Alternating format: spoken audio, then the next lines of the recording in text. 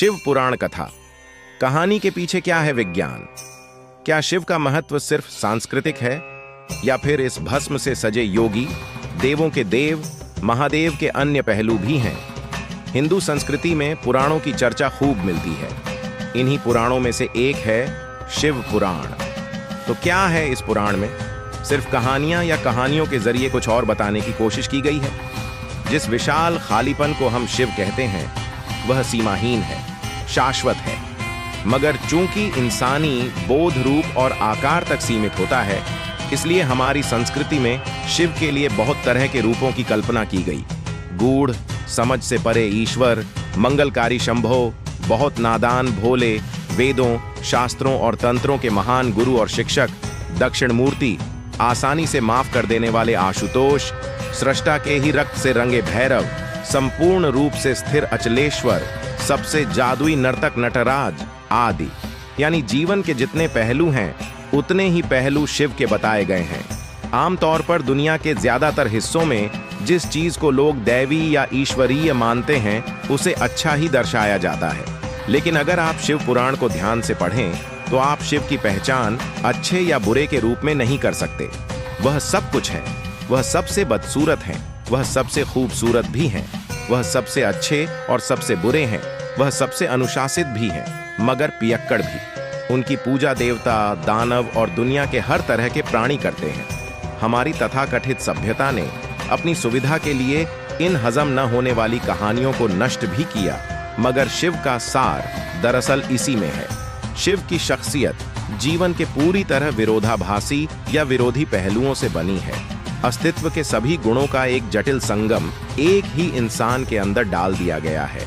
क्योंकि अगर आप इस एक प्राणी को स्वीकार कर सकते हैं तो समझ लीजिए आप पूरे जीवन से गुजर चुके हैं। जीवन के साथ हमारा सारा संघर्ष यही है कि हम हमेशा यह चुनने की कोशिश करते हैं कि क्या सुंदर है और क्या नहीं, क्या अच्छा है और क्या बुरा।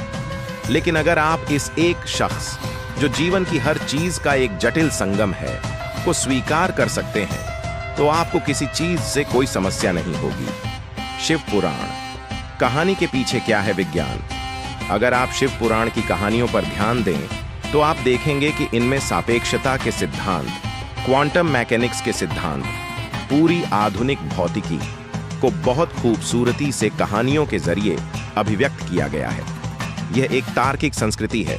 इसमें विज्ञान को कहानियों के जरिए व्यक्त किया गया था। हर चीज को साकार रूप दिया गया था, मगर बाद में जाकर लोगों ने विज्ञान को छोड़ दिया और बस कहानियों को ढोते रहे।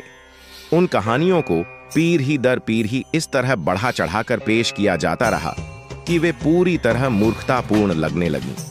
अगर आप उन कहानियों में फिर से विज्ञान को ले आएं तो यह विज्ञान को अभिव्यक्त करने का एक खूबसूरत तरीका है। शिव पुराण मानव प्रकृति को चेतना के चरम तक ले जाने का सर्वोच्च विज्ञान है, जिसे बहुत सुंदर कहानियों द्वारा किया गया है।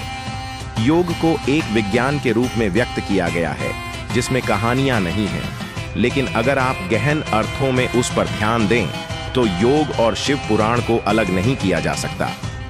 एक उनके लिए है जो कहानियां पसंद करते हैं, तो दूसरा उनके लिए है जो हर चीज को विज्ञान की नजर से देखना चाहते हैं, मगर दोनों के लिए मूलभूत तत्व एक ही हैं। आजकल वैज्ञानिक आधुनिक शिक्षा की प्रकृति पर बहुत शोध कर रहे हैं। एक चीज यह कही जा रही है कि अगर कोई बच्चा 20 साल की औपचारिक शिक्षा प्राप्त करने के बाद व्यावहारिक दुनिया में प्रवेश करता है तो उसकी बुद्धि का एक बड़ा हिस्सा नष्ट हो जाता है, जिसे वापस ठीक नहीं किया जा सकता। इसका मतलब है कि वह बहुत ज्ञानी मूर्ख में बदल जाता है। वैज्ञानिकों का कहना है कि शिक्षा देने का एक बेहतर तरीका है उसे कहानियों या नाटक के रूप में प्रदान करना। इस दिशा में थोड़ी बहुत कोशिश की गई है, मगर दुनिया में ज्यादातर शिक्षा काफी हद तक निषेधात्मक रही है। जानकारी का विशाल भंडार आपकी बुद्धि को दबा देता है जब तक कि वह एक खास रूप में आपको न दिया जाए। कहानी के रूप में शिक्षा प्रदान करना बेहतरीन तरीका होगा। इस संस्कृति में यही किया गया था। विज्ञान के सर्वोच्च आयामों को बहुत बढ़िया कहानियों के रूप में दूसरे लोगों को सौंपा गया।